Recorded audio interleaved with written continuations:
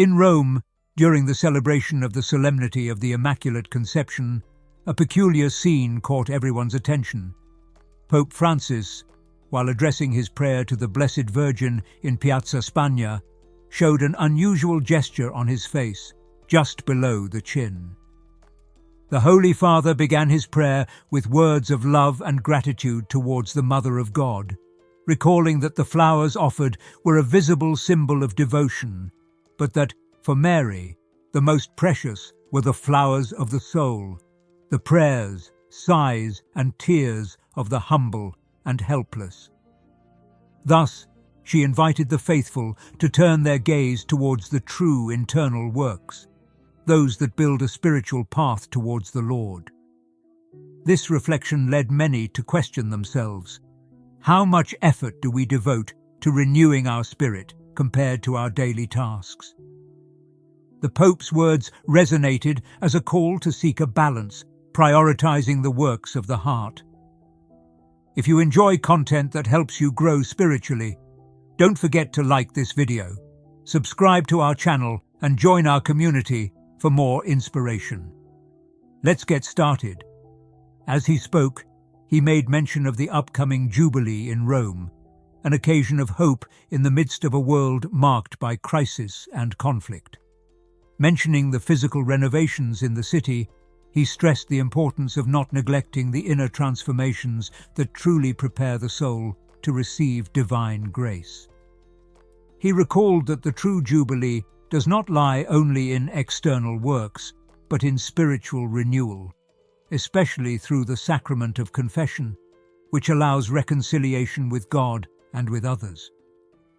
On this point, the Pope firmly reiterated, "God forgives everything, God always forgives." The speech took on greater depth when Francis recalled the Gospel passage where Jesus, in the synagogue of Nazareth, proclaimed his mission anointed by the Holy Spirit. He spoke of bringing freedom to the captives, hope to the oppressed, and light to those who lived in darkness. In an intimate and moving tone, the Pope evoked the figure of Mary at that moment, proud of her son, but aware of the suffering that her mission would entail. This message led the pontiff to warn against envy, that yellow vice that consumes the soul, and invited the community to embrace fraternal love and unity. With deep gratitude to the Virgin Mary, the Pope concluded his prayer, stressing that, even in times of despair, she gives us Jesus, our eternal hope. The square was filled with applause and an air of devotion, as the Holy Father bestowed his blessing on those present. As the faithful gathered in Piazza Spagna to venerate the Blessed Virgin on the solemnity of the Immaculate Conception, Pope Francis delivered a message charged with spiritual depth. Between greetings to the Mayor of Rome and the Cardinal Vicar of the diocese, a transcendental reminder emerged. True transformation does not occur in large urban projects or external events, but in the heart of every believer. We all face moments when the demands of life and the shadows of uncertainty overwhelm us, leaving us without direction or clear answers. In those moments, finding a guide that illuminates our inner self can change everything. This is exactly what The Secret of Jesus' Apparitions offers, a path to clarity and peace through his revelations. This ebook delves into his prophecies and offers a glimpse of what lies ahead. It is available for free in the anchored commentary. Grab it now before editions run out. Referring to the upcoming Ordinary Jubilee of 2025, Francis stressed the importance of preparing Rome to welcome pilgrims from all over the world. But, with equal conviction, he urged attention to be directed toward the works of the soul. His call was not only to repair streets or beautify squares, but to open hearts to receive divine grace, fostering renewed relationships based on reconciliation and mercy. In his address, the Holy Father alluded to the Gospel of St. Luke, specifically to the sublime moment of the Annunciation.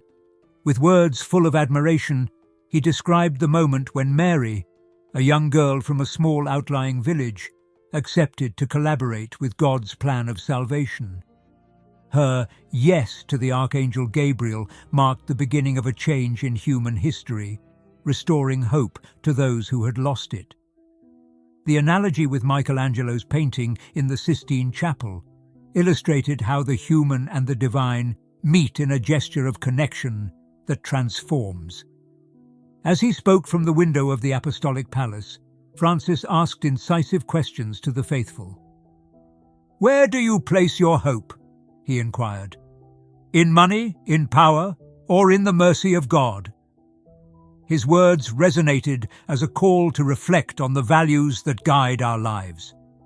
In the face of the superficiality promoted by contemporary models, his exhortation was clear.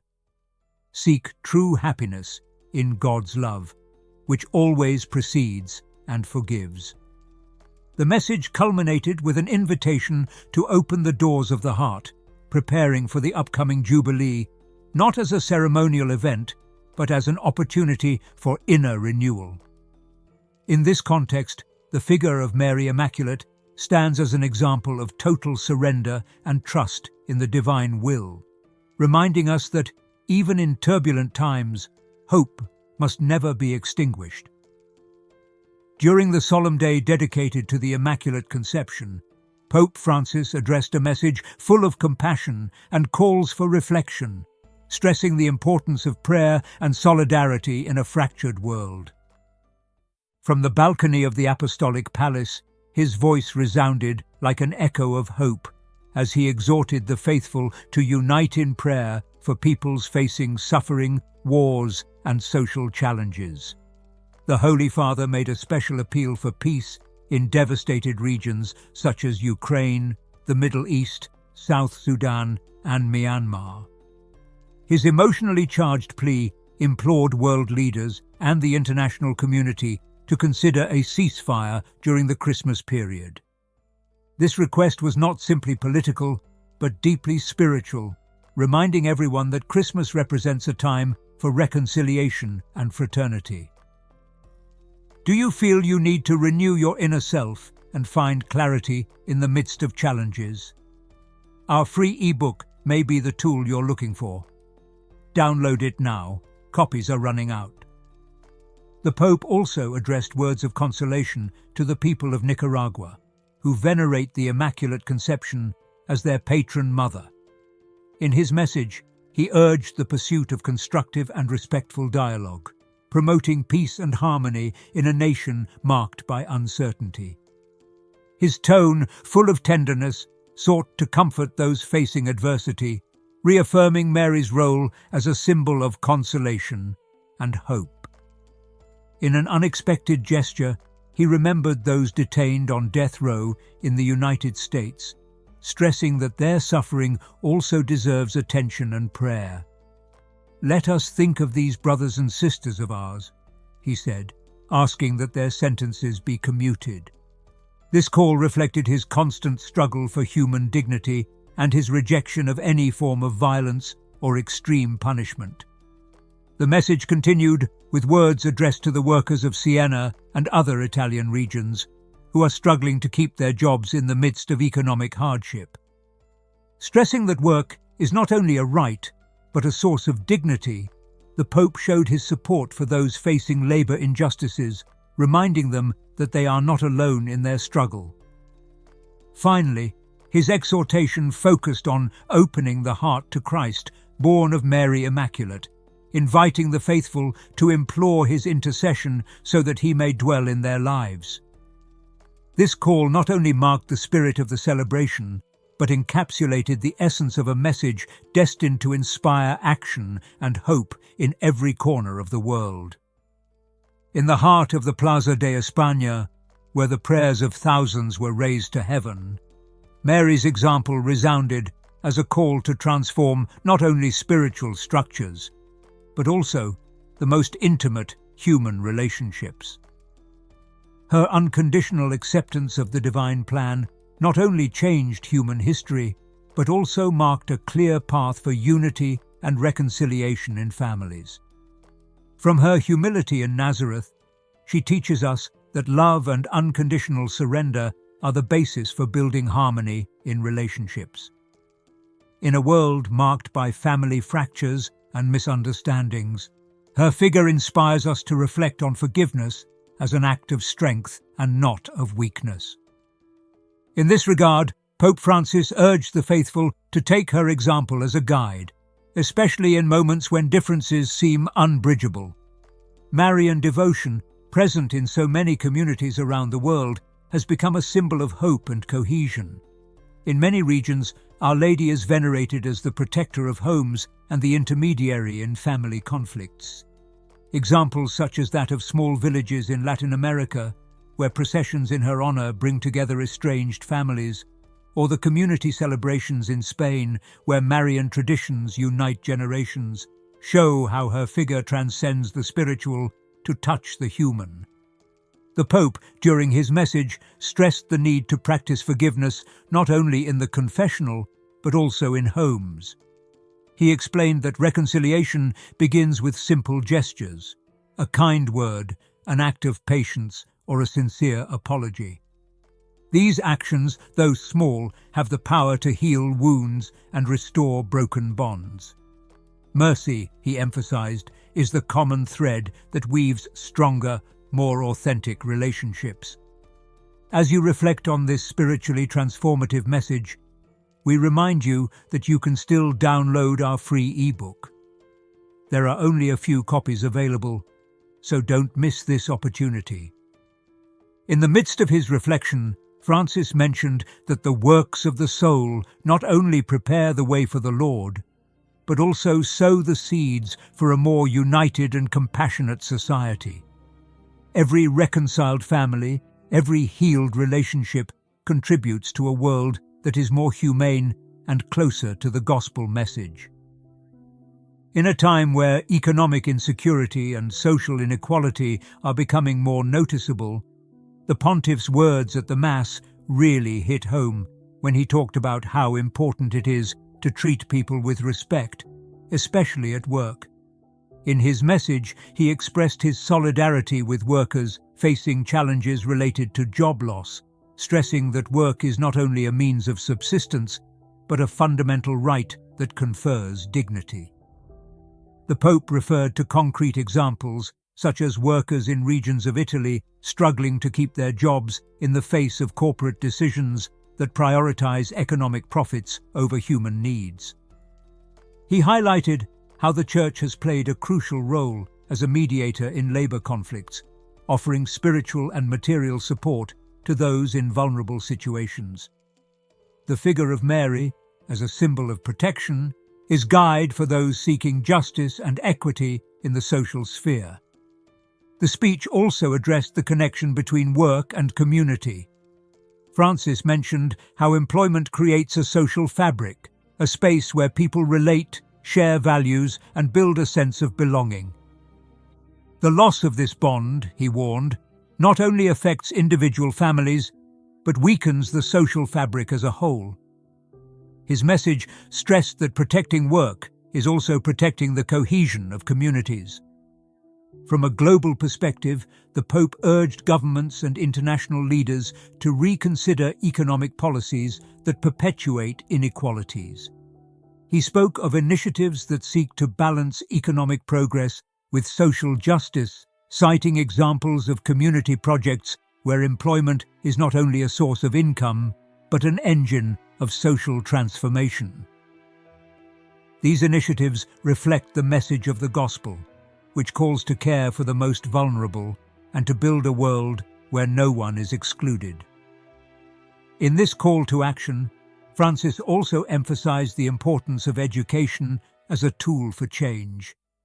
He underscored how access to education can open up job opportunities and reduce the gap between those who have resources and those who do not. Mary, as a protective mother, becomes a symbol of hope for those struggling to achieve a better future, reminding us that faith and action are forces that transform lives and societies. During the solemnity of the Immaculate Conception, Pope Francis made an urgent call for peace in a world torn apart by war and international tensions. His words resounded as a universal plea for hearts to be open to dialogue and weapons to be silenced. He mentioned regions such as Ukraine, Palestine, South Sudan, and Myanmar, where the devastation of war continues to leave deep scars on entire communities. Looking for a way to strengthen your spirit and renew your relationships? Take this moment to download our free ebook before the last units are sold out. Find it in the first commentary posted. The Pope highlighted the importance of the upcoming Jubilee as an opportunity not only for spiritual renewal, but also for global reconciliation. He cited historical examples where similar religious events served as catalysts for peace agreements, demonstrating that faith can be a powerful tool for healing divisions. In this framework, Francis stressed that the opening of the Holy Door should not be limited to a symbolic gesture, but should inspire leaders and citizens to open the doors of mutual understanding and cooperation. The figure of Mary, venerated as Queen of Peace, played a central role in his message. Francis recalled historical moments where Marian devotion served as a mediator in local conflicts. Examples of this impact have been seen in places like Fatima, where messages attributed to the Virgin prompted calls for conversion and an end to wars. In his address, the Pope invited the faithful to reflect on how faith can be transformed into concrete actions to promote justice and harmony. If this message makes you reflect and you feel it connects with you, don't forget to like it, subscribe to the channel, and leave a comment. Also, if you really want to support our work and help us continue creating valuable content, consider giving us a super thanks. Join this amazing community and don't miss any news. Francis also emphasized the role of the international community, calling on leaders to consider a global ceasefire during the holiday season. This temporary truce, he suggested, could be the first step toward broader negotiations. He urged humanitarian organizations to redouble their efforts to alleviate the suffering of those who have been displaced by the violence, especially children and families in refugee camps. Finally, the Pope highlighted how devotion to Mary can be a bridge between cultures and religions. He noted that her figure is venerated not only in Christianity, but also respected in other traditions, making her a symbol of unity in diversity. This perspective offered a renewed approach to addressing global challenges, showing how spirituality and collective action can converge in building a more peaceful world.